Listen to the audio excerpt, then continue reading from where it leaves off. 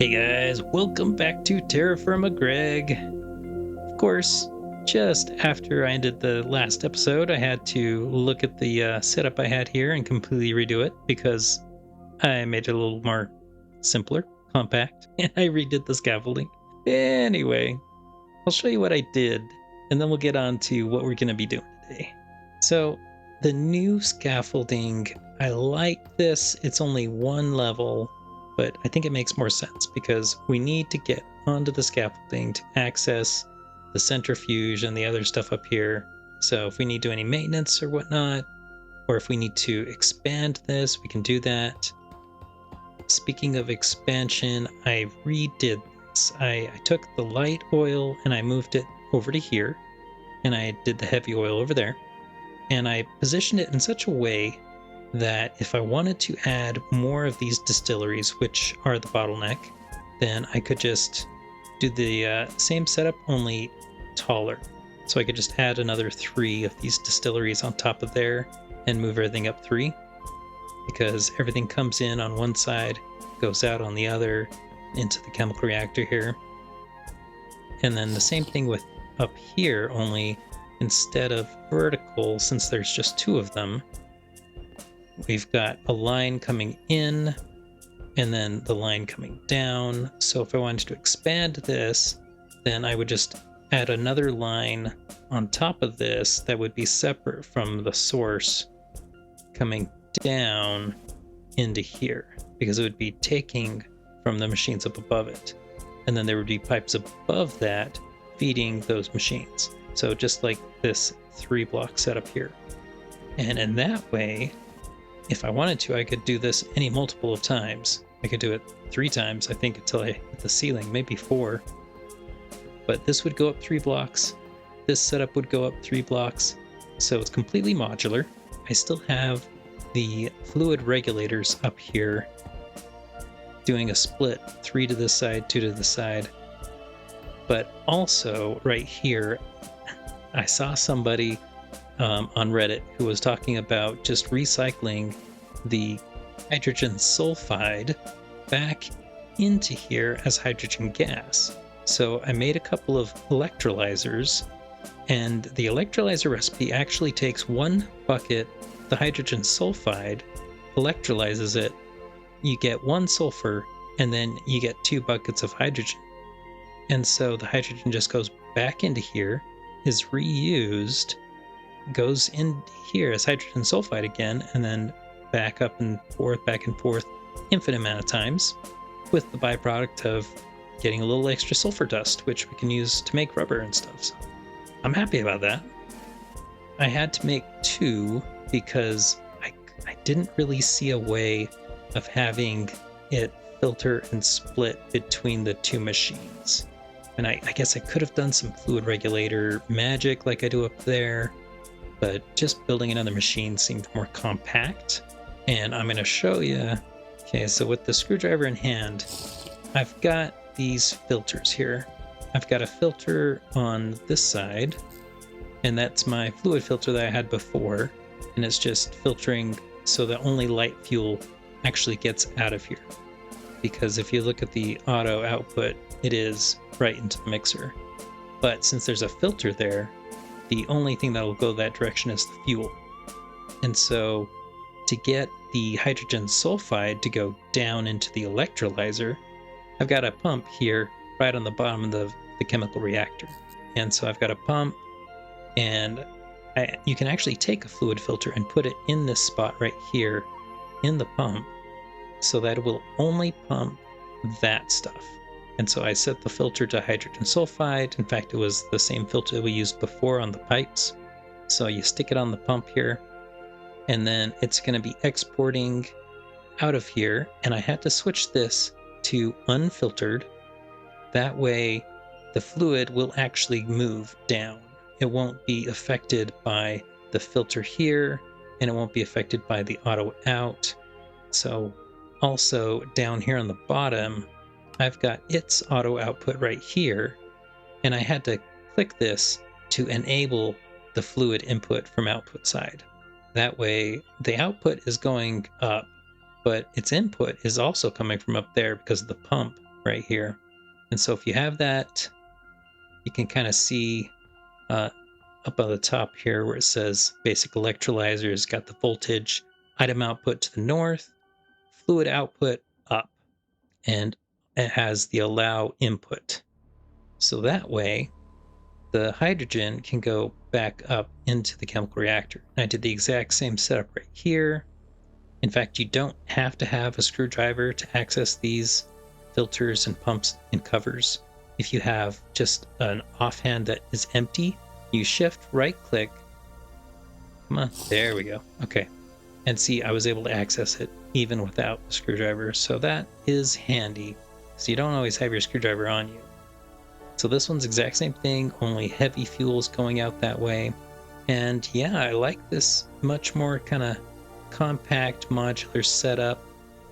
And I still have an item pipe here that I can throw, the oil sands in here, and it'll take it all the way up to the top where the centrifuge is. The next thing I need to do is maybe figure out a way of getting the sulfur out of here automatically and insert it into my storage system over there. That would be cool. But yeah, that's the changes I made. Now for today, I really want to make super tanks. Super tanks are awesome, but in order to do that, we need polyethylene. So I want to set up a way to get polyethylene, and maybe we'll also create some of those MV machines for the ore processing and replace all that. So let's get to that. So polyethylene. We need polyethylene if we want to make some really cool super tanks. So what we need to do to get polyethylene is we can either mix oxygen or earth air with ethylene to get liquid polyethylene. Now the only difference is you get more polyethylene if you mix it with oxygen. So we've got tons of oxygen, so might as well use it. I've been running this gas collector and centrifuge for quite a long time now. I've got a bunch of gas oxygen right here, tons of nitrogen, and I've been using it down here in the EBF. Put a bunch of nitrogen in there to speed up the process of smelting the aluminum. And so we've got 128 aluminum right there. And then this stack right here is just a bunch of oxygen. I was using the nitrogen, and the oxygen would fill up and prevent the nitrogen. So I started filling up these aluminum drums with oxygen. This is why I need super tanks. I need a lot more storage for my gases and stuff. So we are going to go the oxygen route with ethylene. But that means we need ethylene. So how do you get ethylene? Well, the only way that we can really get ethylene is in the chemical reactor in medium voltage. It is possible to distill some of this light fuel and naphtha, butene, but looking at some of these, it just seems like it would be a lot easier if I just went with this route, making the ethanol and the sulfuric acid. The sulfuric acid is actually pretty easy. You can use the hydrogen sulfide to make sulfuric acid. So hydrogen sulfide and oxygen just make sulfuric acid. But another thing that you could do is sulfur trioxide and water. This is a very common setup because sulfur trioxide, you get that from oxygen and sulfur dioxide. So you can have that right next to it. But then you can also get sulfur dioxide from oxygen and sulfur. In fact, we've got all that sulfur coming out of our oil. Maybe we should just tie into that sulfur and use it with some oxygen, and we could do this. Sulfur dioxide, sulfur trioxide, and then sulfuric acid. Then the only other step that we'd have to do is ethanol, which is pretty easy. You just have to get some plant stuff. I think the fermented biomass would probably be our best bet, because we're going to want some of this fertilizer anyway. It's going to be very useful, especially in an electric greenhouse. In fact, I think I want to replace our tree farm with an electric greenhouse, because the Create contraption up there, it's been causing quite a bit of lag. And I set up a little timer here so it would only go off every 20 minutes so that it wouldn't be constantly going back and forth. Problem with that, though, is the trees will grow and sometimes they'll drop leaves. It will pick up the leaves and deposit them in here and gum up my system. So I really don't like that. So I'm thinking of replacing this with an electric greenhouse. So an MV distillery, to get ethanol, we have to have fermented biomass. And you get that in a fermenter with biomass. Or we could just build a pyrolyze oven. It just takes in water and biochaff, which we can actually get from grinding up plant balls, which we can get from like all of our rotten fruit and food. We can actually compress that down into plant balls. And I've been doing a little bit of that since I've got so much fruit that's just bad. And it doesn't have to be bad fruit, it can be good fruit, any kind of crops. So an electric greenhouse would also, fuel this. So I think that's what we're going to do. We're going to do a pyrolyze oven, so we can bunch this fermented biomass. Question is, should we go front to back or work our way back? The best way to do this would be to work our way back. So we're going to start with producing the ethylene in a chemical reactor. So we need a chemical reactor, and it can be an LV one, but if it was MV, it would use twice as much energy, yet take half as much time. Really don't think this is a time-intensive task, really. I don't think we're going to need to make a whole bunch of it right at once. We can let it run in the background. Plus that sulfur from the bio isn't necessarily going to be giving us a whole bunch of this stuff, so I think we'll stick with the LV chemical reactor here. So we already have that over here in our list. Let's get rid of the other stuff. And so we need at least one of those. We will need an MV chemical reactor to mix these two. So we'll put that in the list. And to get the sulfuric acid, or should we work on the ethanol first? No, let's do the sulfuric acid. To get that, we're going to need another chemical reactor, and then the sulfur and oxygen, so that's 4. So we're going to need 4 basics and 1 advanced to start with. Now, the advanced chemical reactor, let's make one of those. Bronze rotor, that's not difficult. These are pretty easy, just a lot of aluminum. We've got circuits, motor, nickel wire. Okay. This is not actually too difficult to make. All right, there we go. Now we can make MV electric motor and MV machine hull and the advanced chemical reactor. Done. That was actually really simple and easy. Oh, it's awesome. And I think we'll just get the biochaff for now. We might set up a little thing beforehand to get the biochaff from other materials, but we're not going to do that yet. Now we've got the pyrolyze oven, which this is going to be a little bit more difficult. There's a lot more going on here. Ooh, we're going to need a lot of raw iron as well. Not sure how much raw iron we have. Should probably go look and see how much steel we've produced over in the EBF as well. Not anymore. We've got a bunch of aluminum we were doing, but not steel, so I think we need to get some more steel going. Oh no, we've got quite a lot of wrought iron still. That's good. So yeah, let's just throw it down here. We could even throw it right below the oil production. And I like working left to right. So we're gonna put it right here. This is going to be the chemical reactor, which produces the final product. So to get the ethylene, we are going the sulfuric and ethanol route. So we're going to need another chemical reactor. In fact, this is going to be the MV one. So it's going to go right next to it. And let's do the sulfuric acid. That's going to be made in a chemical reactor with water and sulfur trioxide. Which is going to be made in another chemical reactor. And the sulfur dioxide is going to be made in another chemical reactor. So the last 3 chemical reactors all go here, here, and here. All right, that's one half. So the other half is ethanol, and that is made in the distillery.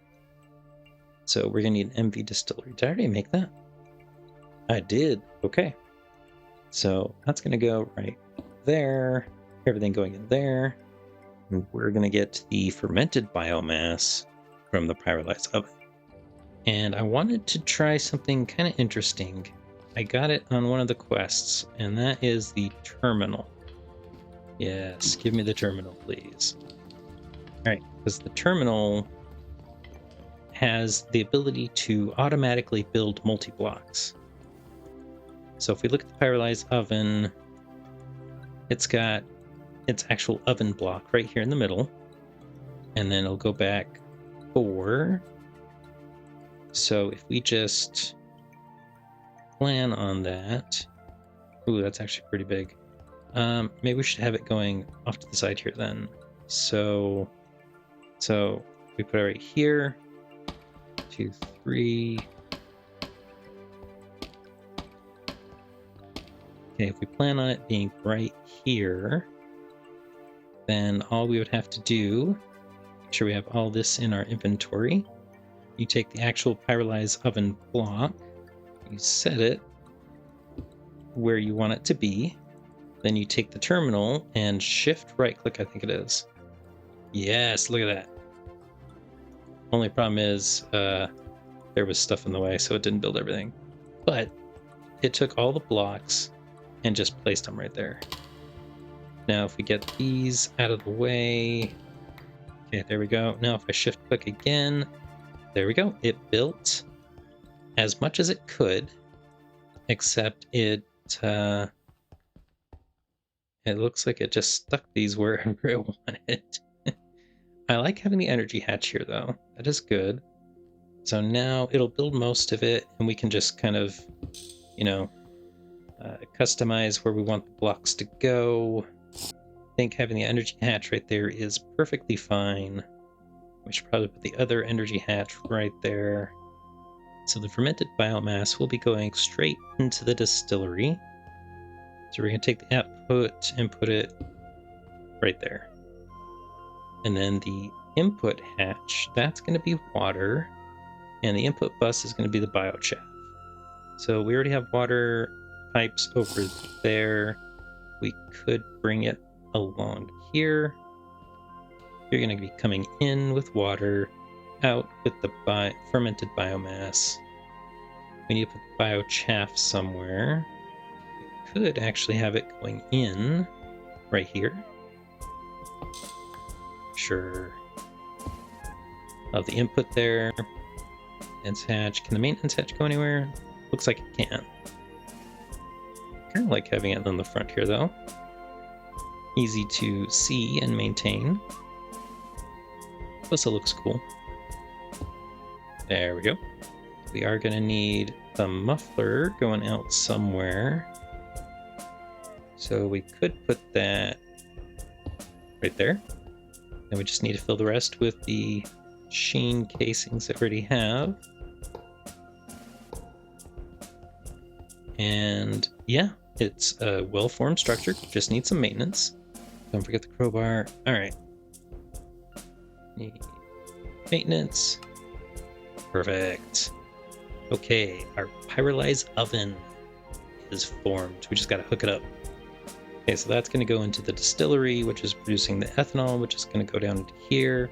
This is mixing the ethanol and sulfuric acid to make ethylene. And then this is going to make the polyethylene. Okay. Almost messed it up there. I think we're going to power this with MV. And we're going to need a transformer to transform the MV into LV for these. Well, guys, there was technical difficulties. OBS did not record any of the audio that I had for tons of hours of clips that I was doing and finishing this off. So I'm just going to have to give you a tour of what I did and explain a little bit. So we've got our setup here. I did run the pyrolyzed oven. In fact, I'm going to grab some plant balls and show you this running first we're going to grab some rotten food, let's say some rotten peaches. And if we come to the compressor here, we can throw the peaches in. That will compress those to plant balls. There we go. We'll take that plant ball. So we'll throw it in the grinding. So after throwing that in the grinder, we should have some biochaff. There we go. That's what we want. Now we'll take the biochaff and put it in the pyrolyze oven. Okay, there we go. It's making fermented biomass. Good. The fermented biomass is coming out of here, going into the advanced distillery where it's making fertilizer and ethanol from that. So this is making the ethanol, which would go into here and mix with the sulfuric acid to make the ethylene, which would then go into here, mix with the oxygen to make the polyethylene. And I did make some of that. But what I also wanted to do was make some liquid polyvinyl chloride. And so I kind of repurposed this setup, and I moved things around so that I could get some vinyl chloride. And you mix the vinyl chloride with oxygen to get the liquid polyvinyl chloride. And the reason why that's important is because you can make the large polyvinyl chloride item pipe. That's a mouthful. And the reason why that is good is because you use it for the hermetic casing too. And that is used to make the super tank too. So you don't have to make just the super tank, you can actually make the super tank too. And since we have a bunch of aluminum, I decided I wanted to make some of those. So I did do that. I think I want to get this set up so it makes the liquid polyethylene and the polyvinyl chloride, both of them, because the liquid polyethylene is actually used in other things as well. So yeah, that's something to do in the future. Another thing I did was add a ladder to the EBF, and I moved the gas collector and the basic centrifuge to right here. And I did that so that we could pump nitrogen straight into the EBF. So the EBF is always going to be supplied with a lot of nitrogen. And another thing that I did that was actually pretty important was I made this arc furnace. And the arc furnace, that will let me take like some of the cast iron here and mix it with the oxygen gas and turn that into wrought iron. So this is how we get wrought iron. Now that we're in the electric age, we don't have to use the bloomery over here anymore. This is now a relic. And this is so much faster too. I mean, look at that. Just so cool. So now we have the ability to make the wrought iron, and we can do the steel in the EBF. And yeah, I just hooked up a combustion generator here so that I could power this because it's an MV and it needs a lot of power. And then I also put in a transformer, so I replaced the steam turbine down there with just this one generator, and it can power all of this. And up on here, I did make another extractor. So we've got the basic one, but I made an advanced one and stuck that hooked up to the fluid solidifier right there. So we can take a look at this. See, it's outputting that direction. So that makes it a lot easier to make things. I can melt things down and form them easier. And now I've got the assembler with its own extractor, which makes things a lot easier, like cables, copper cables. And so I was able to make a whole bunch of these Super Tank 2s. And you can hear up there the sifter going off. I also have this hooked up to an electrolyzer right above here. So it's electrolyzing things, and a lot of stuff that you get from electrolyzing creates gases, like the chlorine gas and the hydrogen and a bunch of oxygen, a little bit of water. And so I've got these hooked up, and I'm collecting all the gases from doing the electrolyzing. And it's super nice having these huge tanks. They hold so much. Now, if I need to use these anywhere else, I can either grab some with a drum, or I can use some pipes and pipe them to different machines that we're going to need. It's just going to be really good. All right, well, guys, I did it again. I went a little overboard because I showed you guys the setup, and I wanted to show it to you again, but having to take apart that and then thinking, well, I really want this polyvinyl chloride. So then I thought, let's do both. So basically I've got the ethylene coming out of here and going back here and going into this first chemical reactor, and then a couple over here as well. And the reason for that is that this first one is what makes the liquid polyethylene. So it takes the oxygen gas, which we've got running there, and the ethylene, and turns it into polyethylene. And then over on this side, this middle one is what creates the liquid polyvinyl chloride. And if you look at the liquid polyvinyl chloride, you do vinyl chloride and oxygen. Hence the reason why we've got oxygen coming into this as well.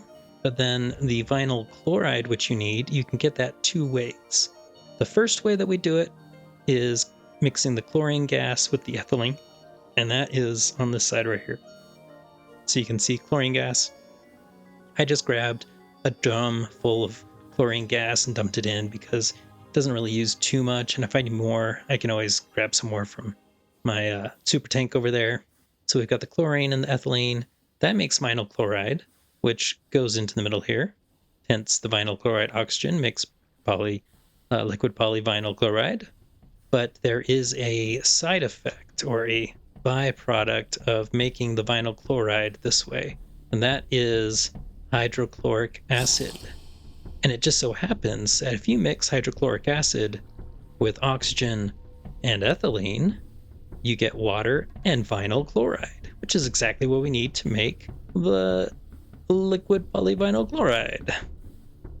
So I've got this pipe here pumping the acid around into this guy, and then he also has ethylene coming in the back. That's why we've got that going in there. And then also oxygen coming in. And so all three of those mixed together make some more vinyl chloride, pump it into here, and more liquid polyvinyl chloride. So I just had to run some power along here to power all these. And yeah, so I got a whole bunch of biomass. The biochaff here, I got it from the plant balls that I made from compressing all of my rotten food. And then you turn into biochaff. So I got a whole bunch of that, left this running for a while. In fact, I have so much sulfuric acid that I'm chock full, and it's already backed up, the ethylene.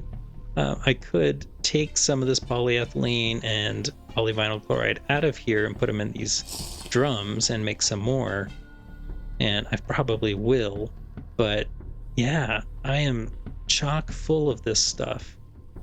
So a little bit of chemistry going on here. I'm pretty happy about that.